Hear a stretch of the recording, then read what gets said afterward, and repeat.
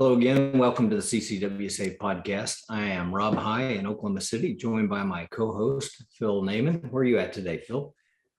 This is home right now, temporary home in California. Okay. We're And moving east like everybody else. not fast enough, actually. We are honored today to have a guest with us, Major Ed Pulido. We got to meet him back. I first met him in April this year. He came to the CCW Safe Summit. Has a incredible foundation that he's partnering with John Daly. And he is an absolute fireball when he takes the floor. Love to have you on, Ed. Thank you so much. Why don't you tell these guys a little bit about yourself? Well, first of all, thank you all for having me and the great work that you're doing on behalf of not only this nation, or now I'm thinking around the world, making sure people are taken care of everywhere. And certainly here in the United States of America, we live in the greatest nation in the world because we have the freedom to do what we're doing. And certainly, as I always start out, what a great day to be an American and what a great day to be on this podcast, and honored and grateful that I get an opportunity to share my story of what I call challenge, triumph, and change. Challenge was sitting on the battlefield and then almost losing my life. Change was living adaptively, knowing that I changed forever. And then, what I tell people is we all have triumph in our life. And those are the things that sometimes we miss. Just the little things of making sure that, we walk, talk, and do the things that we do on an everyday basis. But I'm also thinking about the fact that, what we do in our work and what we do to inspire and motivate people, we're all about. And that's why I love this company. I love what you all are doing.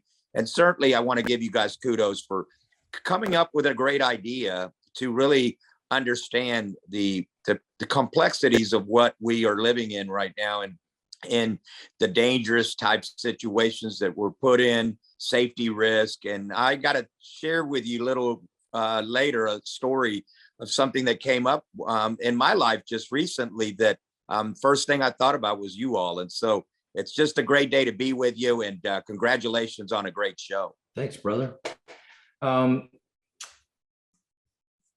First off, where'd you grow up? Where are you from originally? Well, you'll love this story. I tell everyone that I'm an immigrant of this country. My father was Colombian. My mom was Puerto Rican. I got my citizenship that way, but I always tell people I'm an immigrant of this country too. My father, that's the way he had to go about getting his citizenship, was by joining the United States Army and going to Vietnam and being a part of all of that. And I always tell people when I talk to them about my parents, I just say, they were very committed Hispanic Americans who understood the price of freedom, but understood that the freedom that they have in this country has to be earned. And that to me was a very powerful lesson in the early years of my life. I was a junior ROTC cadet. I remember at age 15 in high school, I had some kids that made fun of me. Grew up all over the world. I was a transplant down in Lawton, Oklahoma, where I came from Germany. And I traveled all over the country and all over the world because my father, of course, was in the United States Army, spent almost 30 years of his life serving this great nation. And that's how he got his citizenship. And when we ended up in Oklahoma, we ended up at Fort Sill. And one of the things, the home of field artillery, and we just loved it here. We were honored to be a part of this. And of course, I was a byproduct of going to Cameron University, the University of Oklahoma. And, my roots are here, and I love this place and I love what it's all about. But the building block was having a family that understood the conservative values of what we're all about. And I think all of us have those conservative values that we have in our heart, no matter what political party we're from. But I think the most important thing that we can take from that is that they taught me the value of giving, the value of love for our God and our faith, love for our country, and certainly love for our families. And all of those things set aside, the values that were instilled in me were those, foundational principles that have made me who I am today. And I say that because that's the way that we should approach our country, our principles, and what our founding fathers taught us about the rule of law, and more importantly about the Constitution and the things that go along with it, specifically the right to bear arms. And that's where I'm going with that, because it's important for all of us to understand that, you know what, they put together a blueprint that we are using today, and it's been the framework to creating the greatest nation in the world, the United States of America. Yeah, it sure has. And, you already know, but our company was founded by law enforcement guys. You're talking about rule of law and understanding rights and the freedoms we have as Americans. And, having had the honor to be able to travel around the world myself, it's really eye-opening. So every time I see somebody here that gets all disgruntled and bent out of shape, it's like, and all you need to do is just travel abroad and then come home and tell me how horrible this nation is. Because like you said, it's the greatest nation in the world. It is the place to call home. And we've welcomed our arms, open our arms to people from all nations. I still think that's part of what makes this the greatest country ever. And then you get some spoiled people that have other agendas on their mind, and they think that you can bring a system into this country and make it work that's never been successful anywhere in the world. It's always caused failures. The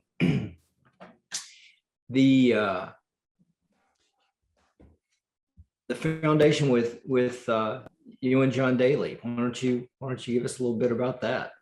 Well, hey, before we jump in there, let me just give a little quick Major Ed story here. First time I met him was at the CCW Safe Affiliate Summit this April, right out there in Oklahoma, prior to the tornado. And you guys had the greatest little jazz band going. These guys were absolutely awesome. And this guy was just sitting there having a great time, just normal guy, just having a great time and all this stuff. The next morning he gets up and he's speaking at this thing, and man, like you said, fireball. I'm like, hey, is this the same guy? Is this the same guy we're just hanging out with last night? And boom, he's Mr. Motivation, and he's on it, and he's making great points of life, and he's sharing his story. And so if you haven't heard his story, it's great. I think you have a book out too, Ed, you shared with us. I know you have a book out that you shared with us, but it's great. He is a great American, and it's great that he had that foundational background with his family. So he's the real deal, man. It was awesome to see him in action there, telling us what we have and how we should appreciate it. And we better get off our butts and do it. So thank you for that, Ed. Well, and thank you for your comments. And I have to kind of probably premise this question about where I'm at today with starting, if I could, just tell you a little bit about what happened to me, because I will tell you, when I hit the roadside bomb, my father once told me that when you take that oath of office to defend the greatest nation in the world, it's about God, country, family, and all of those serving the armed forces of the United States of America to protect the American people. But there was a little bit of a catalyst that my mom said something, and she's like, you know what, when you give of yourself, you're giving something very powerful, and you're giving a gift to someone else that may need it in need at that time. And those words will always just be instilled. My mom was that individual who nurturing, loving, but if you know anything about a Puerto Rican and a Colombian, it's like oil and water getting together. My dad's the water and my mom's the oil, and all of a sudden these two get together and it's like a firecracker. But the thing that they taught us most was that, we live by these guiding principles, and we live by a great nation, and you guys have those same guiding principles, and that's why we're all together on this. But when I hit this roadside bomb on August 17th of 2004, those are the things that I thought about. And as my life flashed in front of me, my faith was tested, flatlined 3 times, coming back in and out. It was a scary moment, but I knew that I had taken an oath of office to defend this great nation through the military. And a lot of people forget that. We're not here to go to college, and we're not here to do all these other things as sometimes we say that's why we join. Yeah, those are byproducts of it. But I joined because I wanted to serve this great nation and serve its people. And I think in law enforcement and in other areas of self-respondership, that's what we do too. And for me, joining John Daly was one of those things that was all about those guiding principles, learning about giving and learning about sacrifice. And I'd been with some other foundations in the past and raised a lot of money. But what brought this to bear is that he said, you know, Major Ed, I want to put your name and my name together, and we want to be the heart of a lion. And he's the heart beat too, and I am as well. But we're both lions in this cause. And the Purple Heart represents the heart of America and the heart of who we are. And then the lion represents his brand of being a lion on the golf course. And that to me was the way we got started. And we provide mental, physical, and wellness support to our nation's veterans and their families, our first responders. And we work with children in St. Jude's and Boys and Girls Club. And to me, what we need to do is we've got those 4 anchors that we work with. And now we're working actually with the elderly and adults as well. The thing that inspires me most is talking to young people and letting them know how important America is to what their future may look like and how important it is for them to preserve those values. And that to me is what we're doing at this foundation. And I'm honored and grateful that CCW Safe is part of this movement with us in some way. And meeting Grady Epperly and knowing him for years, he brought me to your corner and told me about the great work that you all are doing. And it just makes sense for all of us to be on this podcast talking about something pretty incredible. And so to me, congratulations on being the greater good and the greater positive spirit for those that need this great service. You know, it's interesting when you talk about those words from your mother. I mean, what a brilliant lady. And there is something to service when you've had the opportunity to do that and do for others. It's a calling, and it really is one of those things that kind of becomes infectious. I mean, you look around our company and everybody's pulling on the same rope. It's not a bunch of egos. It's not a bunch of other things going on out there. It is guys that have given themselves to a service and seen the incredible rewards for doing that. I just don't ever feel like your life is complete until you've had an opportunity to do that, you know, whether it's in your Christian walk or whatever other kind of things you're doing. If you're a community activist and you're doing things to make positive change in your community and things like that, those things are really important. When you can make somebody else's life better, when you can make somebody else's life safer, it's just overwhelming, the rewards that you get from that. You know, it's almost like you enter into it and you start to do this selfless thing, and it becomes a very rewarding thing. I mean, you reap so many benefits from that, and your life has changed forever. It's until you do it, you don't really understand that. That's a good point. And if you bring up a great point in that, there were 3 words that, you know, of course, General MacArthur is one of my, I don't know, I studied a lot of generals. I'm a big Patton fan too, by the way. And I just like the fact that sometimes you just have to say what you've got to say, and it's got to be straight up. And I don't think that sometimes sugarcoating things, and we've all done that, don't get me wrong.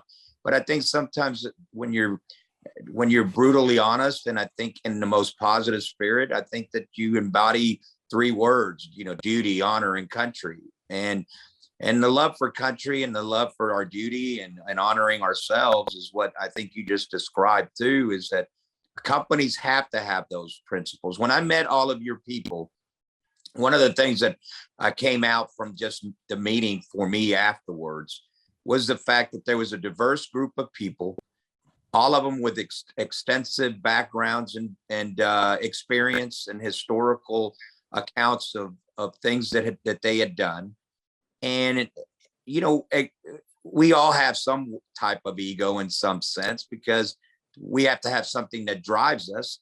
But I think for what I was able to witness was the fact that there were a lot of individuals that were like-minded and understood that when you take that rope, it means something. And it means that you're not just, you know, I in the team, it's we in the team. And I wrote that in my book because one of the things that I saw and when I spoke to troops that would come into the combat zone, I'd ask them, give me your definition of team.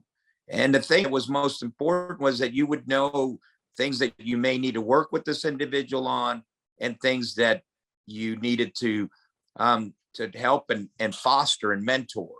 And that's what I saw within your company too, is that we all have a place, and we all need mentors, and we all need leaders, and we all need people that can value who we are. And that's what's missing in America. And so kudos to the company for thinking that way. And this is just an outsider's point of view, but I think it's something that needs to be cultivated, because I think, I always talk about mission first, team always. But the thing about it is, what does that really truly mean? And in your case, you're accomplishing the mission, having a podcast, having communication out, and then also being a team member, as you've put it eloquently, having that rope. And if you have to pull it from the other side, well, then you pull it. And if we're competing against each other, we compete. But at the end of the day, we shake hands and we have great sportsmanship. And I think, from a political standpoint, I think our leaders in Washington, D.C. could learn from that. Yeah. Yeah, I think so too. Phil, you got any questions right now? Well, our leaders learn from something. I'm just kind of humbling on that one here. Yeah. One of the things I think that, you lost limbs in the roadside accident, and you are in a foundation helping people who are physically challenged from the war items. So how did you go from being injured to being in the position that you are in now to help? And what is unfortunately, guys are getting injured. What is the first thing you say to somebody when you meet them who has been traumatically injured? Well, that's a great question. And I'm glad you asked that, because I had to go to the building block of my mom and my wife, and, comments of like the fact that don't quit, never give up. We're writing a new chapter in our story. And these are things that kind of came about. My mom told me, you can sit there and grieve, or you can get up and succeed. She said that in Spanish. And, I've been married for a long time. I have 2 daughters. How do you say that in Spanish? Well, tú puedes estar en la cama así, o puedes hacer algo positivo, and which is positive in that sense, is the way she kind of described it. And the grief process was a very integral thing, losing the leg and thinking I was done and I was damaged goods. And you see other wounded warriors that are going through the same experience. And one of the things that I learned from all of that is you never say really that, well, I know what you're going through, unless you've really truly gone through it.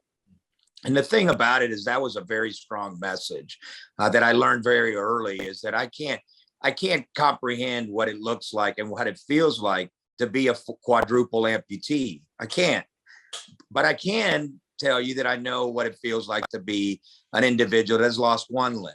Or from a counseling point of view, understanding that in the counseling world, it's great that people are able to tell you things that will help you move forward. But in that same token, they have to be credible. They have to be experienced. They have to understand where things are going. And that's one of the things I learned in this whole journey, is that there's a lot of people that are going to tell you things that are going to be meaningful. And there's going to be things that are going to be told to you that, and at the end of the day, it's people just basically what I call keyboard warriors telling you something that, at the end have no experience in. And I think you guys experienced that quite a bit, I'm sure, just with people talking about the issues at hand and what goes on in different places, and in your footprint, and you have to kind of put things back. And we're all amazed at how many people in my profession, in the military, are what I call military analysts. And in you all's case, I'm sure that you have a lot of people that from a law enforcement or other point of view, first responder point of view, and weapons and all of the things that you do, that that they're over here quarterbacking things that they don't have no idea of what they're talking about. And that was one of the biggest things that I learned in this new journey, was I had to gravitate to people that had experience. and that I wasn't the only one that understood everything, and I didn't know everything, but I sure was going to learn it. And I did, and I've been successful in that road. And then I try to be a good listener. Sometimes I can improve in that quality, but I think listening is a very important trait. And I think it's important for people to listen to things that are going on around them. And also, I'll give you an example. This Uvalde incident is one that I've been keeping up a lot with. And it is an incident that there are a lot of things that could have gone, that went wrong. And there's a lot of things that could have been improved on. But at the end of the day, what I see is a politicized point of view of everything, as opposed to a strategic outlook or after action review process that really does something to change the way that business is done in certain situations like that. And again, I know that you guys have way more experience than me in that, but from a military standpoint, I look at things from that viewpoint. And I've had to really on a couple of other podcasts talk about some of these things because it's the item of the day. And yesterday I was witness to some rhetoric that I was just like, there is no way that you could institute some of the things you're talking about. But how do we get to the point where we can bring people together to create change and create something positive so that everybody's on the same page? And on a final note, it kind of, I had an opportunity to talk to my good friend Matt, and we talked about, you know, these threat analysis in these buildings and how every company should have some type of output as it relates to having a plan to combat some of these things that are going on in our local communities, so that we can understand, be prepared, and understand the dynamics that are facing us, but not put out information that is deceitful, negative, and non-conforming to bringing change. And I know, I'm sure you guys agree with a lot of that, and love your viewpoint on it too, because I think it's something that all of us can be taught. And I know CCW plays a good role in all of that as well. You know,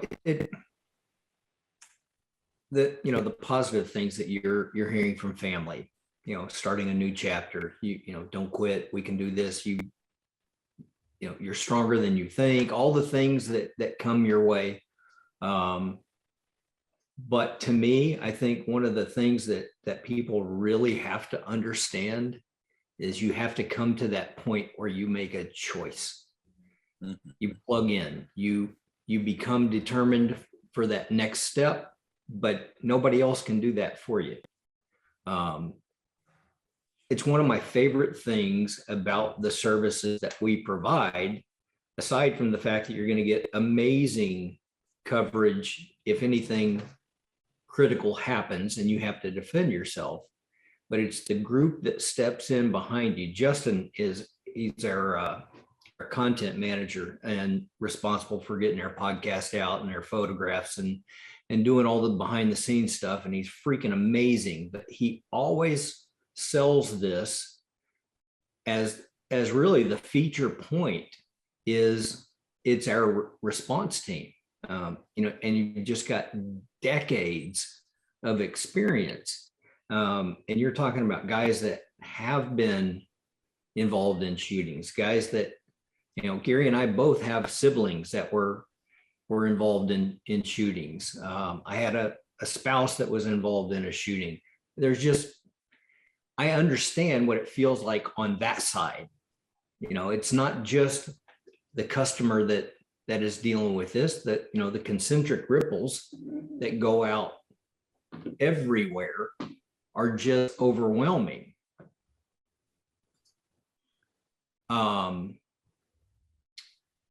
Everybody is affected, you know, everybody in your family and everybody on the other side, everybody related to them. And if you've never experienced that, it's like you have this incident and it could be, it's life altering, it's life changing, but it doesn't have to be life ending. You know, you've made that choice that, nope, I'm bigger than this, and this is how we move forward. But you're not the only one that went through those changes. You know, your your wife stood by, all these things, your family, your friends. I think it's something that we are getting better at. It's one of the things that we've given extra attention to here lately is the peer support end of this, because it's critical. So if you think you're the only one, I could do this, I could do that. You also need to prepare your family for these things. There's so many roads that are going to open. And some of those are good roads, and some of those are roads where you don't even want to travel. But to associate with guys like you that have not only traveled these roads, but you've successfully navigated them and come out the other side, and you're better. Actually, you help everybody else be better for those experiences. That's a great point. Go ahead. You've got the military experience here. You've got the law enforcement experience. I think on the civilian side, like one of the things Ed said earlier is, he's an amputee. He can't go up to a quad or bi amputee and say, hey, I know how you're feeling, because there is a different level, right? Yes. On the civilian side, if you've not had that, it's kind of like the book of Job. If you go back to that, right? These terrible things happen to Job. His friends show up, 3 of his friends, and for like 7 days, they say nothing. Okay. And that was the only good thing that they did. As soon as they opened their mouth, they screwed things up. But, silence is better than platitudes. And I think that that's important, that being with somebody who's gone through that is a lot better than trying to give them a pep talk about something that, again, as you said, Ed, I've been injured. I've had major knee surgeries. I didn't lose my leg. I mean, there's different levels of all these different things. So, I think that wisdom would say that silence and support is what we can do on our end for somebody who's been in that situation. Let them make the decision and then back them and assist where you can on that. But it's not the time for lectures. No, and I wanted to bring this up because I talked about it earlier, and I wanted to come back to this story. I just recently was involved in a situation in Michigan, Benton Harbor. The police had to be summoned out to the hotel that I was staying in. I had an individual that tried to carjack me with a weapon, and I was at a convenience store, and I actually got in the car quickly because I saw something escalating. And I'm about helping people, but sometimes you learn first. You need to help yourself, just like you do on an airplane. They tell you to put your mask on first. So I got in my car immediately because I saw this bad actor doing something inappropriately and had a weapon in his hand. And then he hits his weapon on my window, and I take off. Of course, I was safe. I got in my car and was gone, and I'm not sure whether I ran over his toe or not, and I don't really care. But the thing about it is that I show up, I'm at the hotel, which is just about a block away, and this gentleman is being picked up. Of course, I called the police in the interim and said, this guy is acting up. There may be an incident. He's trying to either carjack somebody or do something inappropriately, and he's got a gun. And I gave him a description, et cetera. And all of a sudden, they bring him. Well, they caught him over at our hotel where we were staying. And of course, I walk in and people are like, I told the hotel people about it there, go to my room. And then 20 minutes later, I get summoned and get a phone call. And there's an individual, of course, from law enforcement wanting me to basically, is this the gentleman that was doing these acts? And showed up at the hotel, and of course, trying to steal a car from someone else at the hotel. My point to all of that is that you never know in America today or anywhere around the world when safety is going to be of issue. But one thing I've learned is that I'm always, aware of my situation, surroundings, et cetera. And sometimes I wish, I would have been aware of the surroundings when I hit that bomb. But you never know on that kind of stuff. And that to me is what happens. And as I, profiled this individual. I told him, you know what, he was not wearing a shirt. He's a white gentleman with a beard, and he's got a gun, and he's got he's tattooed up. I just said it the way it was. That's how he looked. And certainly I'm glad that they took care of him. But my point to all of that is, again, the safety precautions that we must take, but also you never know when a situation like that's going to strike. And I'm just glad that it wasn't deadly or nothing negative happened. But again, it's a situation a lot of people are facing in America today, and we've got to be at the forefront to tackle and to be there to defend not only ourselves but our nation and the people that we love. And You I know love what? you put that out there. Go ahead, Phil. Yeah, well, this is Ann Arbor, right? So they got you at your room at the hotel. So their motto was protect and room service. But the thing that I wanted to point out, and we talk about this all the time, is evasion is the best defense, right? So this guy's got a gun. I don't know if you were armed or not. You're in your vehicle. The wisdom to not get out of the vehicle and engage, even if you're in the right, just saves you from 2 months worth of paperwork and a lawsuit and everything else. Major Ed shoots this poor homeless guy who, although he has 73 felonies on his rap sheet, he just came from doing something horrible. You're the bad guy because he was disadvantaged for A, B, C, and D reasons. So it shows the wisdom in the moment is, you're in your car, your doors are locked, move down the road, call the cops. There's no reason to get out and engage. Here in Southern California, I come off the freeway and there's a guy standing there with a machete on the side. It's like, well, you know what? I'm just going to roll this stop and call this in. I'm not going to stand here like an idiot, and I'm not going to get out of my car and engage this moron because, it'd be hard to defend why I did get out of the car. I don't have PC 38 powers or anything like that. It's not mine to engage. I could call it in, and I did. But there are times you can't retreat. And that's, why CCW Safe exists, because we're going to have to do the legal fight afterwards too. But anyway, kudos for just taking a hit on the car, call the insurance company, deal with it later. Yeah. That's exactly where I was getting ready to go, Phil. Almost every single episode we discuss disengaging or finding a way out of your bad situation. And the very first piece of that is situational awareness. And you pull in and make this observation and something's not right. Even had it been going on inside the store, you pull up and you sit there for 15 seconds and just kind of survey the area and make sure everything's good. Yeah. Who's watching the door? Yeah. Nobody is going to get their day ruined for an extra 15 seconds to look around. So yeah, just the foresight to observe and pull in and de-escalate that situation yourself immediately. You've made proper notifications to law enforcement, and oh wow, guess what? Problem solved. They find him. That's like win all the way around. So that's a great story, person, and it fits in with everything that we continue to push out to our members.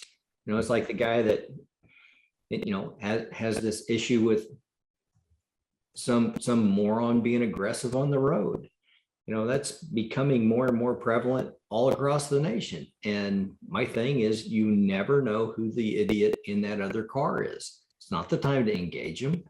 If you can get a tag and call it in, that's great.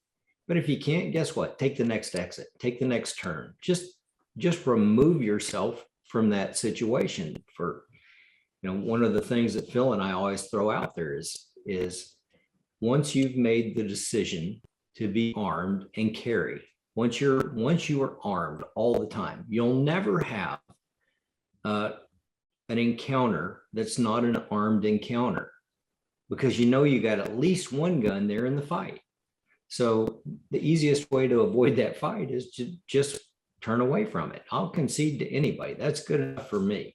That's just a perfect story, Ed. I appreciate you sharing that so much. That's absolutely spot on with what we direct our members to do. Well, it's funny because I didn't even tell it many people about it. But of course, you know, the law enforcement officials there were awesome and very responsive. Like, are you okay? You know, and I understand that, you know, the compassion that they had and empathy.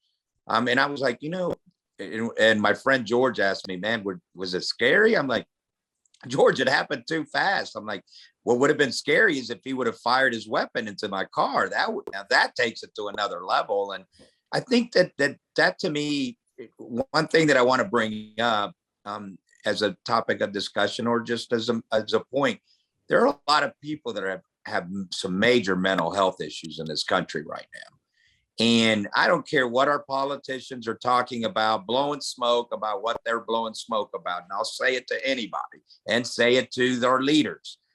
If we don't deal with this epidemic with mental health and the way that people, it's okaying people to live homeless, okaying for this and okaying for that. I'm telling you, at some point, you're going to reach a deal where this nation right now should be on high alert. You should have an alert system for where we're at on crime right now, just like you do with TSA and some other things. The reason is because the climate right now is hot and crime is up, and the people that these people are targeting are people that they think are vulnerable. And maybe there was some vulnerabilities of mine because I have a prosthetic leg, I'm in shorts, etc. But again, the vulnerabilities is something in these threats that have to be considered. And I know your company looks at that. You understand it. And if we didn't have companies like you that are addressing these issues, who would be on our side to be our saving grace or our, our foundational principle if something did go down? And that to me is where this sells. And I don't care what anybody else says, but at the end of the day, if you don't have any type of protection these days and you just think your little insurance is going to take care of stuff, you may be sadly mistaken. I didn't think I was going to get into a negative situation where I was at. And I was not in a very good place there, if you know anything about that area. But in that same thing, you know, I compromised a little bit about myself because I needed gas.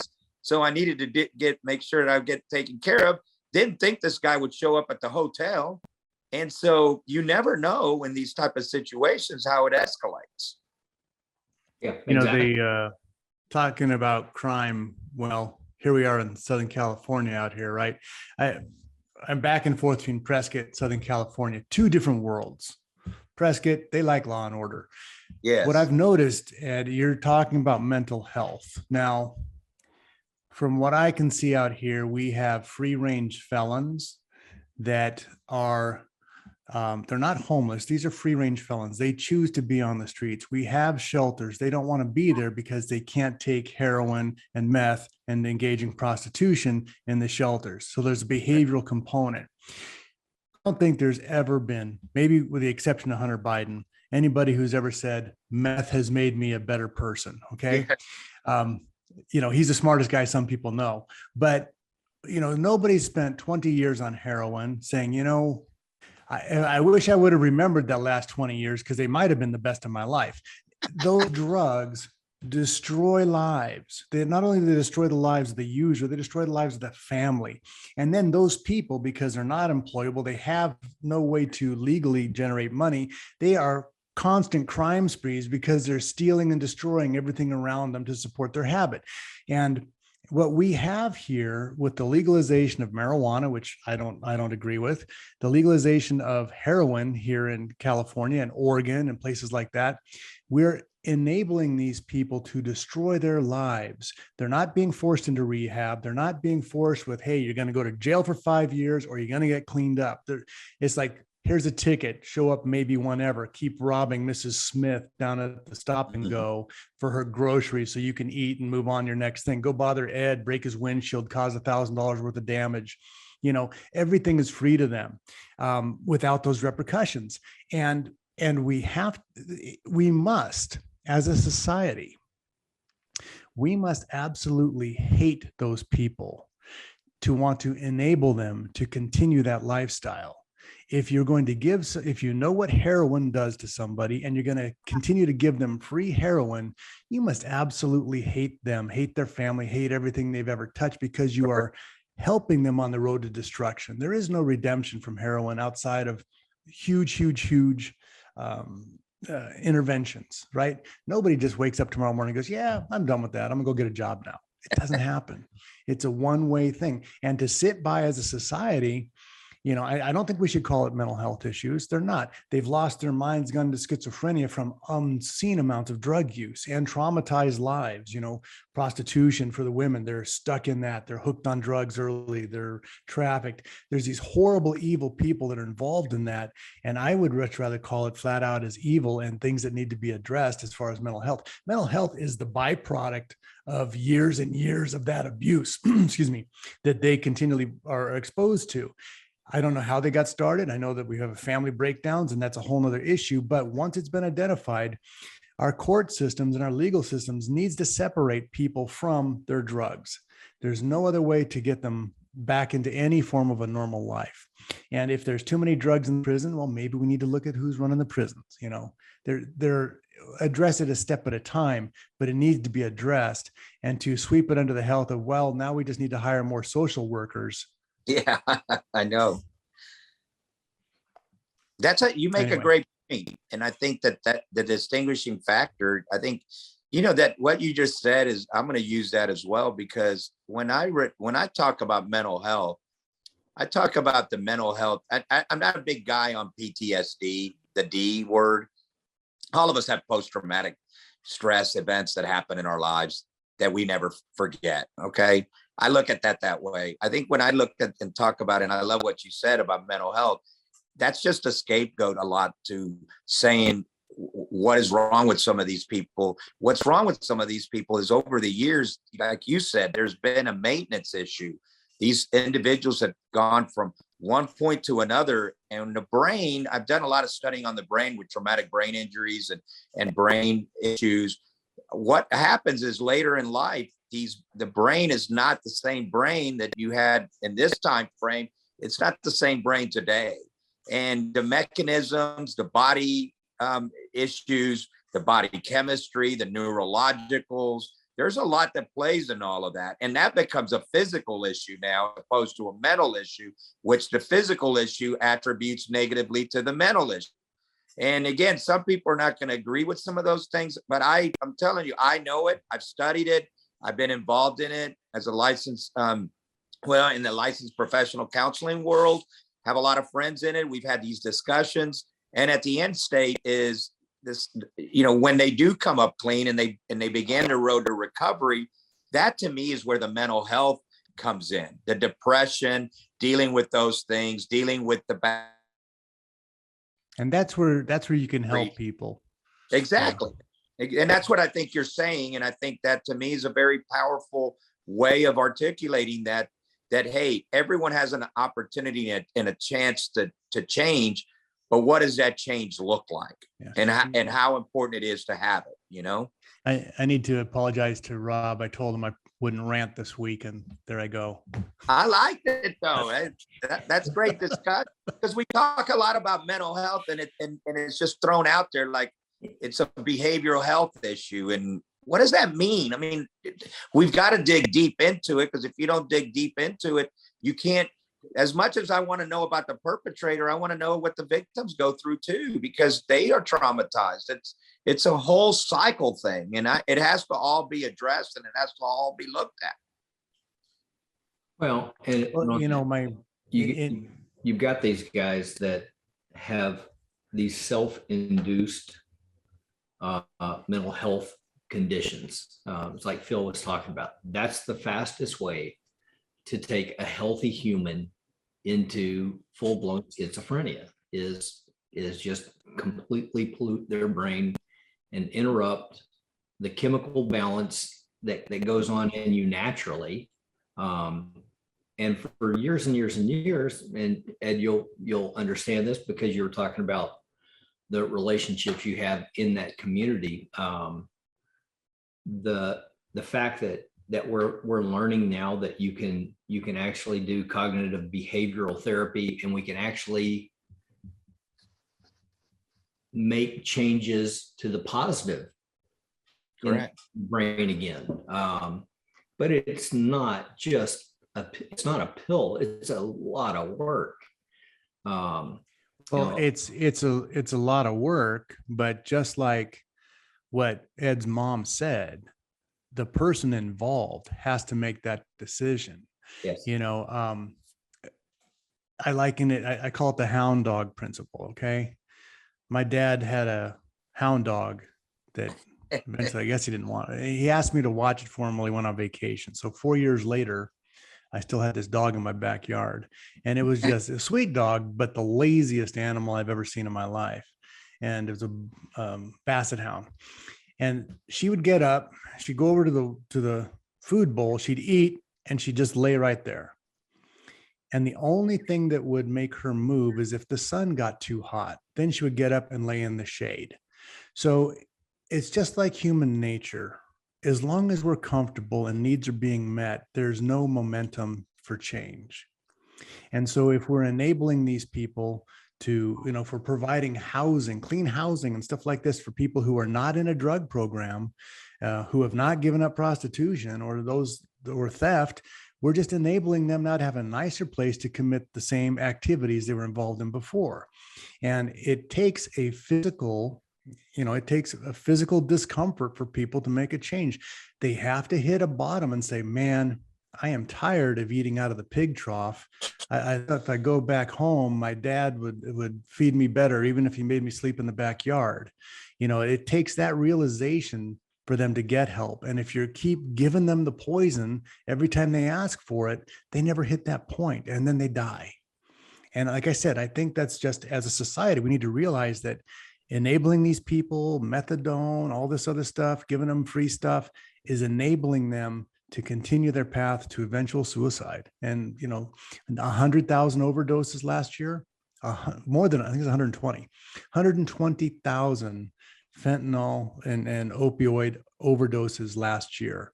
That is an epidemic that we're not talking about. And that's your mental health issue. And that's the crime sprees that we all deal with in all of our cities. So, okay, I'm done now. Well, that's great conversation. I'll tell you, we just changed the world in that conversation.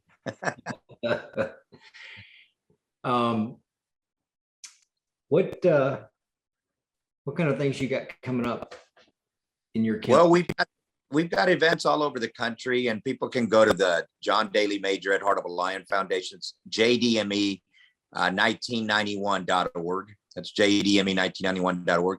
And we've got some events. In fact, it's going to be a really cool event. I have actually just loved the fact lately that we've been doing a lot with our folks in the first responder community, law enforcement and fire specifically.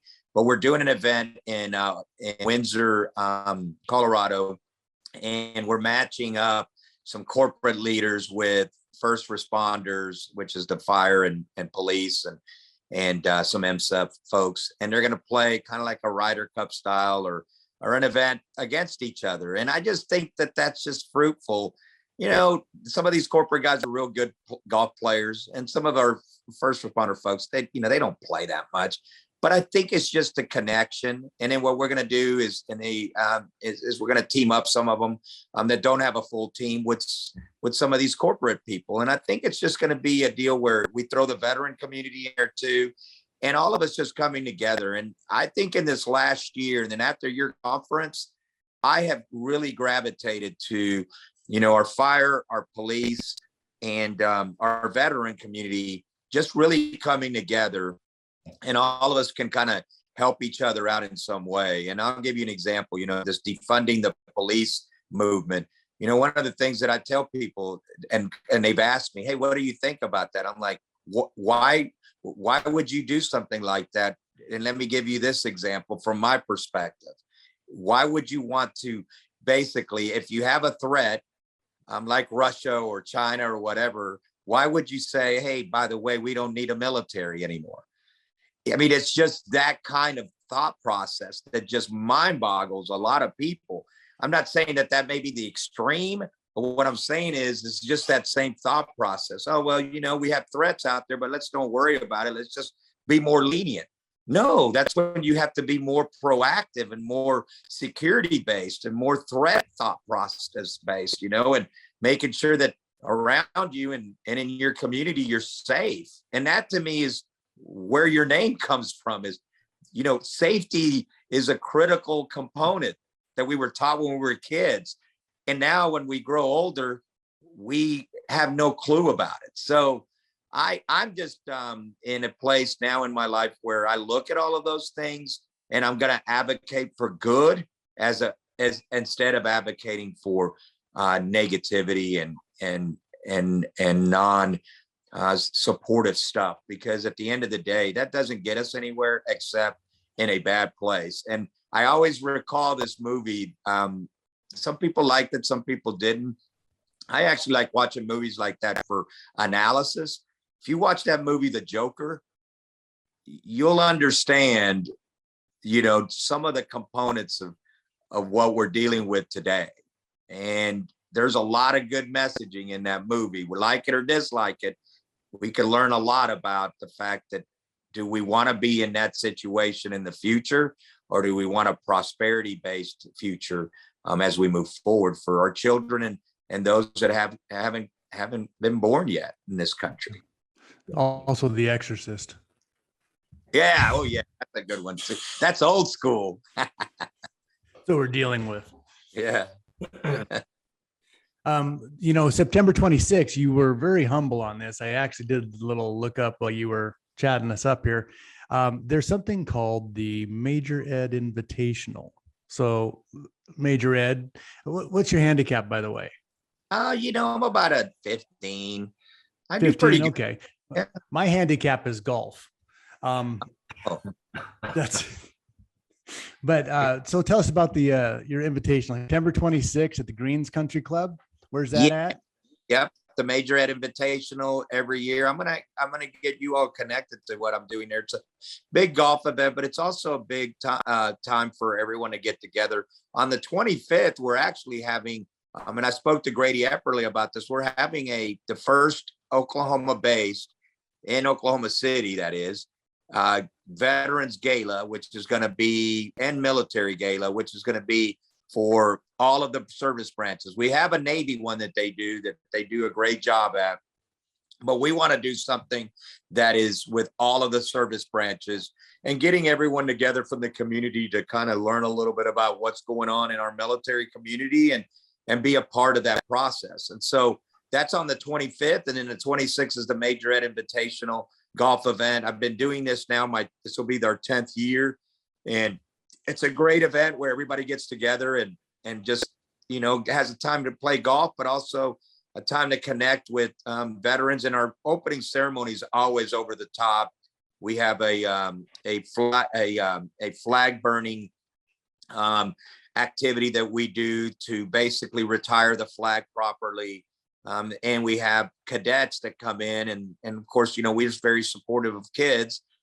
They come in, and the junior ROTC program reads out what the 13 folds of the flag are, and then really just talks a little bit about how to really truly retire a flag after it's been flown and it's been tiered and tiered and all of that stuff. So it's that type of event, DJ and helicopter, and it's just a really cool deal. And then we end it with a band playing music, and it's just a 2-day excursion that we honor the sacrifice that have been made for this great nation, and then honor our first responders and America's children as well.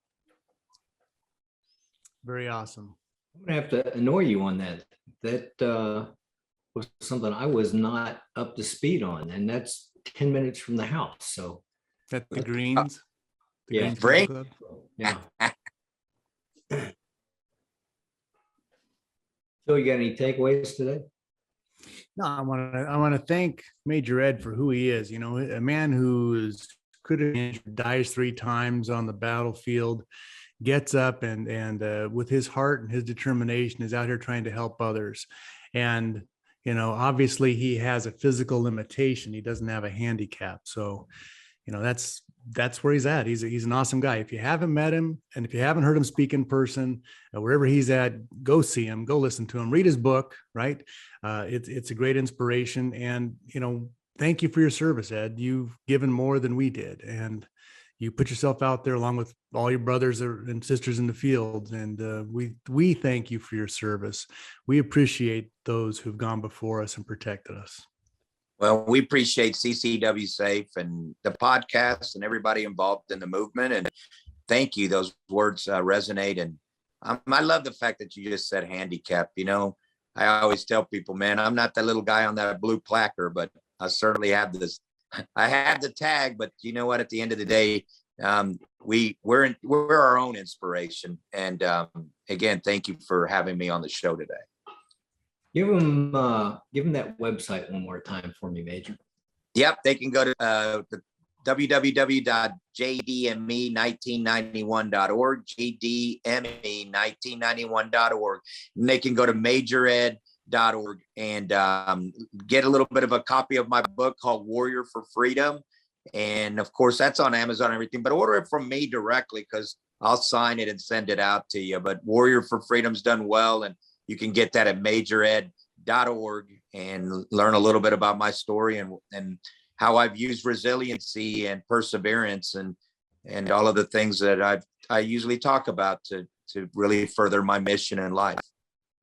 And so if you haven't caught it, jdme1991.org, John Daly, Major Ed, 1991, the year of John Daly's championship. That's right.